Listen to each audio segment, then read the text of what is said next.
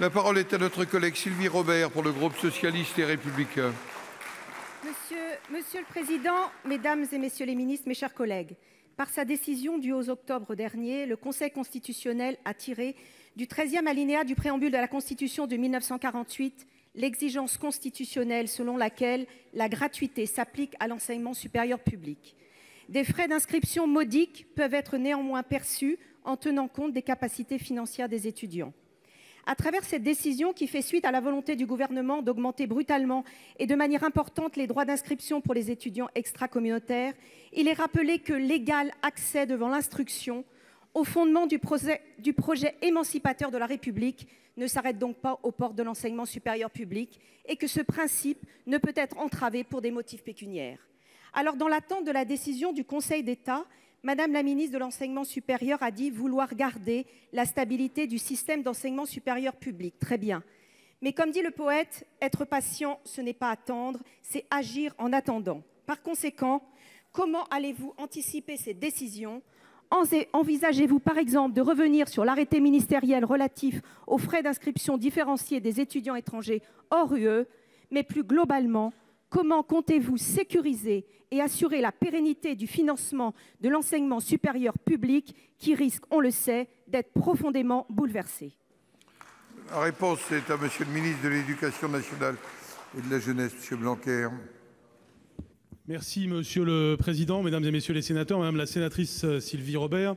Je vais répondre à nouveau évidemment en lieu et place de Madame la ministre de l'Enseignement supérieur, Frédérique Vidal, et je ferai l'explication de texte de ce que j'ai commencé à dire tout à l'heure. D'abord, je vous répondrai en n'oubliant pas que j'étais d'abord avant un professeur de droit constitutionnel. Et donc je vois à peu près la non-contradiction qui existe entre ce que le Conseil constitutionnel a dit et ce que le gouvernement a apporté, avec évidemment l'approbation du Parlement. Il n'y a pas de contradiction, puisque les deux principes que j'ai rappelés tout à l'heure sont parfaitement respectés par le dispositif actuel, c'est-à-dire d'une part le principe d'individualisation, c'est-à-dire on tient compte de la situation sociale de chaque étudiant, et puis d'autre part le principe de financement d'abord et prioritairement par l'impôt de l'enseignement supérieur. Donc nous ne sommes pas dans une contradiction avec le régime juridique que nous avons créé. Par contre, il y a désormais un besoin de précision, c'est pour ça que nous avons à attendre la future jurisprudence du Conseil d'État. Mais on peut être serein par rapport à cette jurisprudence, parce que le terme utilisé par le Conseil constitutionnel, c'est le terme de modique.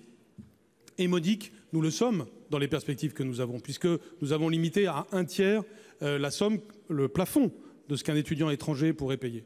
Et n'oublions pas que lorsque ce n'est pas cet étudiant qui paye, c'est le contribuable français. Il est normal que nous ayons une attention à cela. Donc il y a un respect du principe de gratuité dès lors que l'on est dans le modique, et nous sommes dans le modique. Le Conseil d'État, évidemment, appréciera de manière précise et qui fera autorité, mais nous pouvons être sereins par rapport à cela, d'autant plus sur le plan social, et c'est là que j'aurai peut-être une différence avec vous, que, comme je le rappelais tout à l'heure, la ministre a prévu avec le plan Bienvenue en France, le fait que précisément cette manière de gérer permet d'être plus accueillant, permet d'avoir plus d'étudiants, ce qui est un enjeu pour la France, pour la force et la puissance de la France, et de le faire dans des meilleures conditions. Donc aussi bien quantitativement que qualitativement, ceci mène à des améliorations, et en plus à de la justice fiscale. Donc ça cumule beaucoup d'avantages, et c'est ce qui nous rend sereins par rapport à la future jurisprudence. Merci.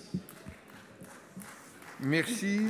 Monsieur le ministre, on sent bien que le débat, même s'il est plus large, va porter autour du terme modique. Vous le situez au regard du coût de la formation. C'est votre prisme. Je pense qu'il doit être maintenant mis en regard de l'exigence de gratuité et d'égalité. Car je ne suis pas certaine que payer plus de 2 000 € de droits d'inscription pour une formation soit considéré comme modique d'un point de vue d'un étudiant et de sa famille. En tout cas, nous souhaitons un vrai débat parlementaire, car il s'agit de l'enjeu et du financement de notre enseignement supérieur public demain.